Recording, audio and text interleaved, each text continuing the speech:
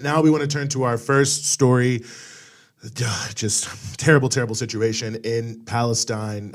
Brutal attacks on Palestinians. Maybe that's par for the course, but still brutal and outrageous. And as always, we are honored to be joined here by Ali Abunimah, who's the director of Electronic Intifada, also the author of The Battle for Justice in Palestine. Ali, thank you so much for being back with us. Thank you, Eugene. Well, I was hoping we could just start, maybe you could give folks some context to this, I'm always hesitant to call it an escalation, but let's just call it significant outpouring of violence against Palestinians that we've seen over the past week or so. Yeah, it's hard to find the right term, because if we say escalation or outbreak, it makes it seem as if normally there isn't violence. And I think the reality that we have to try to convey to people is that the violence is relentless. Israeli military occupation, Israeli settler colonialism, Israeli apartheid is 24/7, 365 violence against every Palestinian man, woman, and child everywhere all the time. They're never free from the violence. What we've seen since the beginning of the year is Israel has escalated its raids into Palestinian cities and refugee camps. It's killed almost 70 Palestinians since the start of the year, and many of them in these massive daytime raids that have happened in cities like Jenin and Nablus. For example, in Nablus on February 22nd, a massive Israeli army force went into the very densely populated old city of Nablus in broad daylight, guns blazing, firing indiscriminately, and killing a dozen Palestinians and injuring 100 more. This has been happening all over the place. And so quite predictably and inevitably, there has been an upsurge in Palestinian resistance. This year, so far, 13 Israelis have been killed in the context of violence. 7 of them were killed in a single shooting attack that came again in response to one of these massive Israeli raids on a Palestinian community in which multiple people were killed. So it's a cliche to talk about a spiral of violence or a cycle of violence, because that erases the responsibility. But we can talk about a spiral of escalation. I don't know if that metaphor even works, but there is sort of a violence escalator. At the root of it is the violence of the Israeli occupation and settler colonial invasion of Palestinian land. That's what's driving it. And what we saw Ali, in those, sorry. No, please. I didn't want to interrupt you. Go ahead. I thought you were. Well, I wanted to ask you. This is fun. You go ahead, and then I'll go ahead. Let's do that. Well, I just wanted to say that that's sort of the broad context for what we saw in that brief clip, which is the settler pogrom in the village of Huwwara, where 2 settlers were killed a week ago on Sunday. 2 settlers were killed in Huwwara village, and then the Israeli army allowed hordes of settlers to pour into the town, ransacking businesses, setting fire to homes, killing 1 Palestinian, and taking their revenge. And all of this, it's important to note, because these images were so shocking to people around the world that Israeli leaders started to say, "Oh, we'll have to put a stop to this sort of thing. This isn't what we intended." It is what they intended, because prior to this pogrom and during the pogrom, top Israeli leaders were inciting it, praising it, saying that we want to see Huwwara burned, we want to see the village destroyed. Bezalel Smotrich, the Israeli finance minister, on the same Sunday when the 2 settlers were killed, said Israel should go mad on the Palestinians and start attacking Palestinian cities with tanks and helicopters. So the settlers were simply doing the bidding of the Israeli state.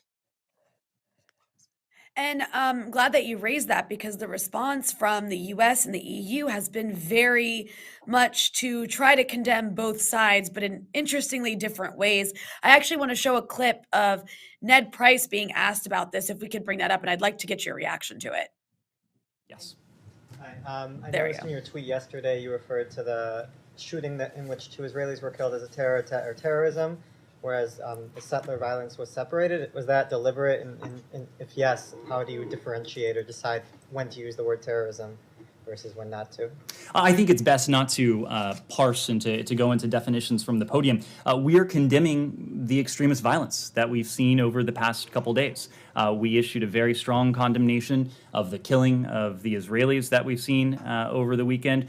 We've issued today a very strong condemnation of the violence that's resulted in the death of Palestinian and the destruction of property. In all of these cases, in all cases of extremist violence, we think it's important that there be accountability, that there be justice, equal justice under the law. So, Ali, I mean, that's to me, what I see there is Israeli settlers committing acts of violence, committing a pogrom is just violence. And it's bad, but it's violence. Whereas Palestinians who live in the West Bank attacking settlers is terrorism. What do you have to say to that? Yes, that's consistent. Israelis can't do terrorism. Only Palestinians can, according to both the United States and the European Union, because the European Union, being the lapdogs of the United States, copy exactly what the Americans say and do. And so the EU position has been identical. But listen to what Ned Price said. He said, equal justice under the law. What law is he talking about? First of all, we're in occupied territory where Israel is the military occupier. And under the Israeli military occupation, there is no equal justice under the law. Palestinians live under Israeli military rule and military orders, whereas the Israeli settlers live under Israeli civil law. So right there on paper, you have a separate and unequal system. You have an apartheid system. If you're an Israeli settler, you're not subject to military law. You're subject to the Israeli civil system. If you're a Palestinian, you're subject to Israeli military law. But if you're a Palestinian, you don't get as far as the law. If you pick up a stone, you'll just be shot dead. Whereas the settlers are treated with kid gloves. In fact, they're protected by the army while they are busy attacking Palestinians. And that's not just in Huwara, that's all the time. In fact, for example, you could go to the website of B'Tselem, an Israeli human rights group, or their YouTube channel. They have tons of videos going back years documenting Israeli settlers attacking Palestinians, attacking and killing Palestinian livestock, burning their property, destroying their trees, while the soldiers are watching and just, protecting the settlers while they do this job of vandalizing Palestinian property and making Palestinian life hell on behalf of the Israeli state. The settlers are the fist of the Israeli state, of Israeli land theft and settler colonization. And that is absent from the language of the State Department. And when he talks about equal justice under the law, who's going to bring this equal justice? The military occupier? I mean, we're coming up, I can't believe how fast we're coming up. It will be on May the 11th, the first anniversary of the cold-blooded murder on live television of Shireen Abu Akleh, a US citizen and the correspondent of Al Jazeera. Has there been justice for Shireen Abu Akleh? On the contrary, the United States government helped Israel cover up her deliberate murder. And this has been the policy of the Biden administration, of the Democratic Party, that the more extreme, the more violent, the more fanatical Israel shows itself to be, the more the Democrats do to cover it up. The more that Joe Biden does and Antony Blinken do to cover it up and to try to blame Palestinians for it and tell Palestinians, you guys, you need to calm down. You need to calm down and restore calm. While they're shipping every weapon in the American stockpile to Ukraine so Ukrainians can fight back against Russia, they're telling Palestinians, you just need to calm down and take it. And if you lift so much as a rock in the face of your invaders and your occupiers, then you're a terrorist, and they have the right to shoot you dead. This is the reality. It's a reality that I don't think any people in the world would accept. But Palestinians are told, just calm down and accept it. And if you're good, if you behave well, maybe we'll give you a couple of million more dollars for health clinics in refugee camps where you're going to live forever, by the way, because we're never going to support justice for you so that you can go back to your homes. No, it's no lies detected. I mean, I for sure. I mean, it's unbelievable, almost like the fairy tale nature of some of this. The way it's. I remember doing the Great March of Return. You know, people are peacefully marching, getting sniped down, and then when Israel's being criticized, it's like, well, there's terror kites being flown, and it's just so absurd that you would think like this is so laughable, but it's allowed to play out in the media. And certainly, if you want to comment on that, I'm happy to hear. But one thing I want to also ask your thoughts on, Ali, is it seems that the resistance in Palestine, especially amongst young people, is also strengthening majorly. I mean, I'm seeing all these videos of these night marches of people coming out, the calls from Lion's Den from people to resist. Now I see the PA trying to catch up at the last second and say they're going to do something too. So I wonder how you also evaluate, what seems to me to be almost a generational changing of the guard here of Palestinians really coming out in a powerful way. I think, let's step back and look at the big picture, because the particulars of what's been happening now can only be understood against the bigger picture. Since Israel was established by force and illegitimately over the ruins of hundreds of Palestinian towns and villages, Israel has tried to subdue the indigenous Palestinian population with every violent method. Regular massacres, which we've seen throughout the West Bank, in Gaza, even of Palestinians within so-called Israel, punitive home demolitions, revenge demolitions, a tactic which is reserved for Palestinians. Israel will never demolish the family home of a Jew who murders a Palestinian. That punishment is reserved only for the families of Palestinians, collective punishment. A very savage method, always used by colonial regimes, is if we make the natives suffer enough, eventually they will accept their subordinate position and stop resisting. So murder, imprisonment, torture, home demolitions, aerial bombing, anything, Israel has done it. And 75 years after the Nakba, the ethnic cleansing of Palestine, the Palestinian people are not subdued.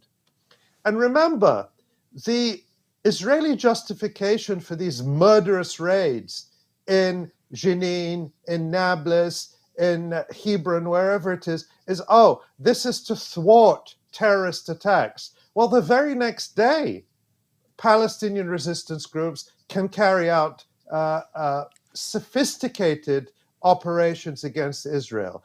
And an even more common phenomenon is these individual actions by Palestinians, Palestinians picking up a knife or picking up a gun and going to get, going to retaliate, or you could say get revenge. Israel cannot stop it. In fact, everything Israel does fuels it. And so what we see is a frustration in the settler state that, look, we've done everything to these people and they're still fighting back. So it's a constant escalation of Israeli terror, of Israeli collective punishment, with the aim of subjugating this people who refuse to be subjugated. So when you look at this young generation, they're undeterred. They are undeterred, but they also have no choice because people are already living in refugee camps like Akbat Jaber or Arub or the camps across the West Bank, which Israel is raiding. Shafat camp. The Palestinians, okay, we're already in refugee camps. What do you want from us? No, they're still sending in the army and attacking people in refugee camps and killing them and carrying out extrajudicial executions. So it's not as if people have a choice but to fight back and defend themselves. That's what Palestinians are doing. They have a right to fight back. They have a right to defend themselves. And who are all these people in the West to quibble with them? People who are okay with Israel using anti-tank missiles in the middle of the old city of Nablus. People who are okay with Israel using high-powered sniper rifles against children at the Great March of Return. And they're quibbling with the Palestinians throwing stones. Are you kidding me?